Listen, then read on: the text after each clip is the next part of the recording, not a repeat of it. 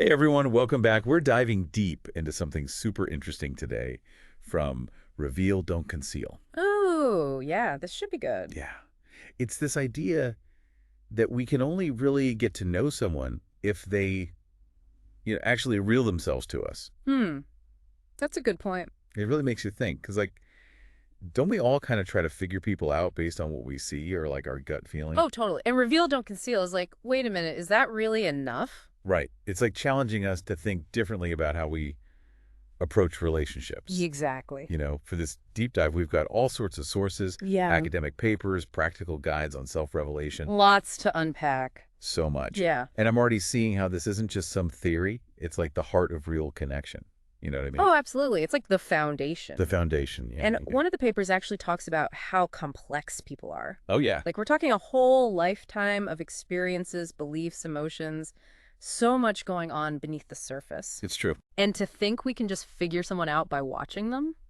Yeah, it's almost impossible. Right. And then there's all this psychology research Oh, yeah. about cognitive biases. Have you heard of the fundamental attribution error? I have. It's fascinating. It is. Basically saying that we put too much emphasis on personality and not enough on the situation when we try to explain someone's behavior. Like we jump to conclusions about who someone is instead of thinking about what they might be going through. Yes, and reveal, don't conceal. Yeah. Is like, hey, let's move past those snap judgments. Right. Let's encourage real open communication. So instead of trying to decipher someone based on limited info, we create a space for them to just tell us about their inner world.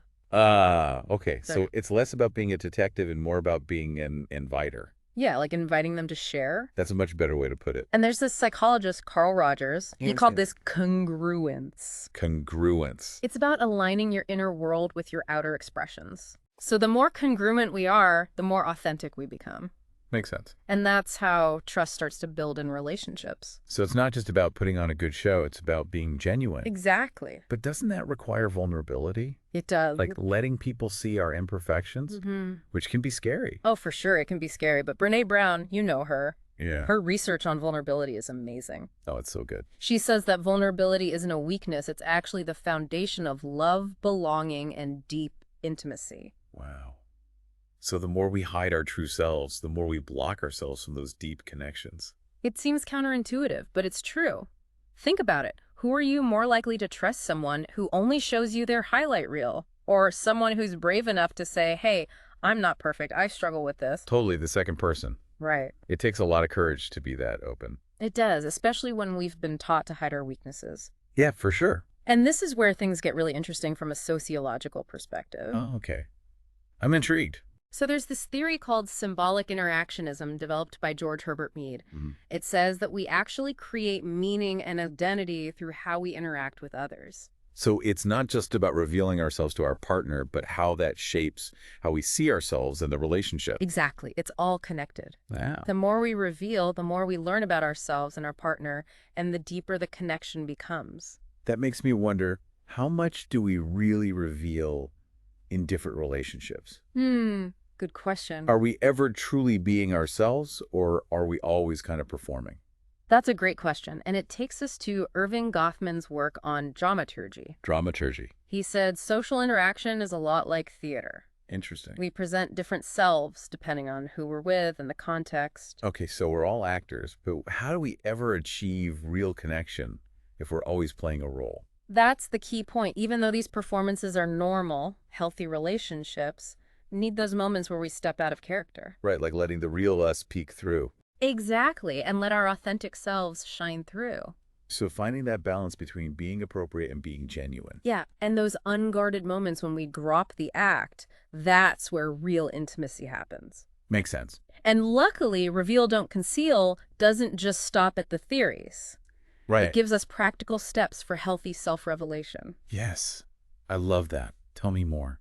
Okay, so first it says to start with positive intent. Okay. Like when you're going to reveal something about yourself, make sure you're doing it to strengthen the relationship, not to cause drama. So it's about building intimacy, not tearing the other person down. Exactly. I like that. And it also talks about using I statements. Okay. So instead of saying, you always make me feel, you say, I feel. Okay. It lets you own your experience without blaming your partner. Subtler but important. So important. And choosing the right time and place for these conversations is crucial too. Yeah, like don't bring up something heavy during an argument. Right. Or when you're both exhausted. It's about creating a safe space for both people. Maybe a quiet night at home or a walk in nature. Whatever feels comfortable and open. I love that. And even in that safe space, reveal, don't conceal, emphasizes being honest and considerate. Okay. Authenticity is key, but so is empathy. Right. So you're being true to yourself, but also respecting your partner's feelings. Yes, finding that balance. It's a dance. It is. And that's where active listening comes in. When your partner's sharing something vulnerable, really be present. Make them feel heard. Exactly. Even if you don't agree with everything. Understanding is key. It is. And sometimes sharing through stories can be easier. Ooh, I like that. You can weave in your values, priorities, emotions. It feels more natural. It does. Like a story is more relatable. Right. And acknowledging your own vulnerability can be powerful too. Hmm. Saying, this is hard for me to share, or I'm feeling nervous, sets the tone for a more open exchange. Like normalizing vulnerability. Exactly. And finally, reveal, don't conceal, reminds us about boundaries. Even in close relationships, there are things we might not be ready to share. That's okay. It's about finding that balance between openness and honoring our own need for privacy. Right. You don't have to share everything. So as you can see, so many practical things we can do to foster self-revelation and build deeper connections. It's inspiring to think we have the power to create these amazing bonds just by being more open and authentic with each other. It really is beautiful. It is. And you know what's tricky? The opposite of revelation is concealment. Yeah. And reveal, don't conceal really gets into what can happen if we hide parts of ourselves in relationships. Yeah. It's like those hidden things don't just go away. No, they don't. They can fester. Yeah, they can create all sorts of problems under the surface. Exactly. One of the biggest risks is that trust starts to erode. Mm-hmm. Like if your partner finds out you were hiding something, it can feel like a huge betrayal. Right. It can shatter that trust. It's hard to rebuild from that sometimes. And even if they never find out. Just the act of hiding it creates distance. It's like building a wall between you and your partner every time you hold something back. Makes me think of those couples who seem close, but not really. Yeah. Like they're going through the motions, but not truly connected. It's subtle at first, but over time, that lack of authenticity can lead to more miscommunication. Oh yeah, because you're both working with incomplete information, Exactly. You're forced to make assumptions, which are often wrong. leading to misunderstandings and conflicts. Yes, exactly. And it's not just the relationship that suffers. Right. Concealment can hurt us internally too. All that stress, anxiety, and shame. It's like carrying around this heavy weight. Yeah, weighs you down. And I think most importantly, concealment stops the relationship from growing. Yes. True intimacy needs that vulnerability, that willingness to let your partner see you, flaws and all. So if you're always hiding, you're stopping the relationship from reaching its full potential. Exactly. You're stuck instead of soaring together. Perfectly said. But thankfully, reveal, don't conceal offers some strategies for dealing with this. Yeah. Okay, give me the antidote to concealment. All right, so it starts with creating a culture of openness in the relationship. Okay. A space where both people feel safe to share without judgment.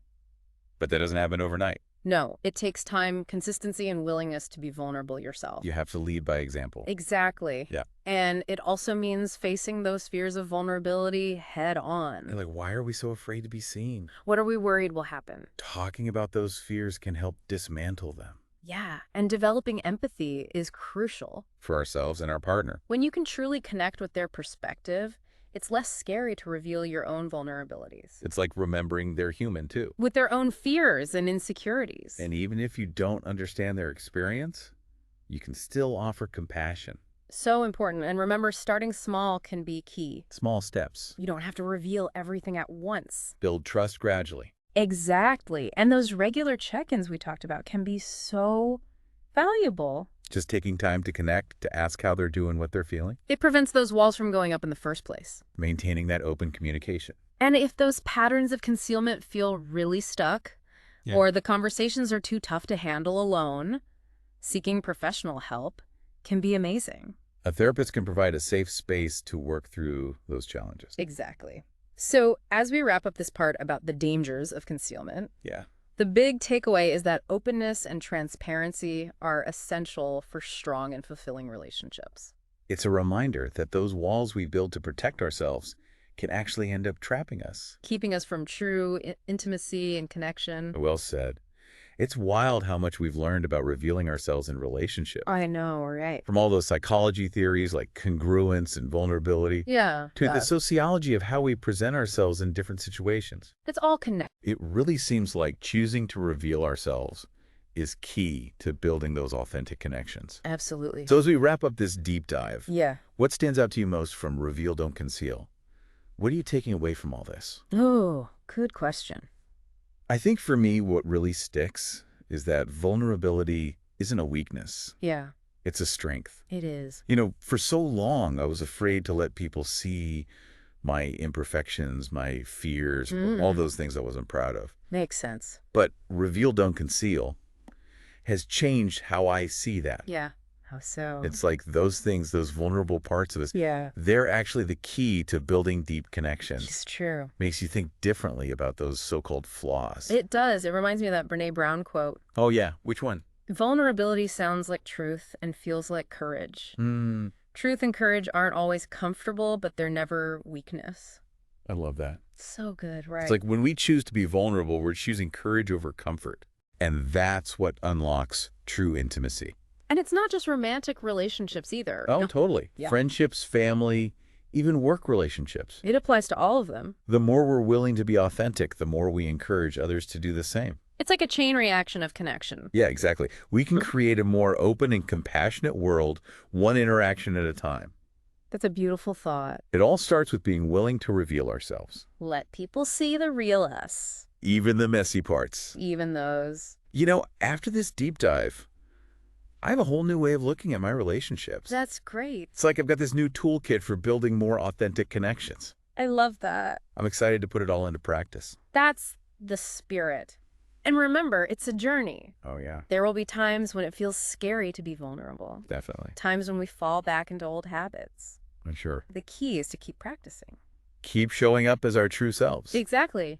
And trust that our vulnerability will be met with compassion. It's like building a muscle. Yeah. The more we practice vulnerability, the stronger we get. And as we get more comfortable revealing ourselves, we create that space for others to do the same. That's where the real magic happens. That's where the deep connection is. So to everyone listening, remember, the only way we can truly know someone is if they reveal themselves to us. Mm-hmm. And that means we have to be willing to do the same. It's a two-way street. It's a journey worth taking, a risk worth taking. Definitely. Because the rewards of that connection are just immeasurable. Beautifully said. Thanks for joining us on this deep dive into Reveal, Don't Conceal. We hope you've gotten some valuable insights. And feel inspired to create those authentic and meaningful connections in your own lives. Until next time, keep diving deep and keep those conversations going.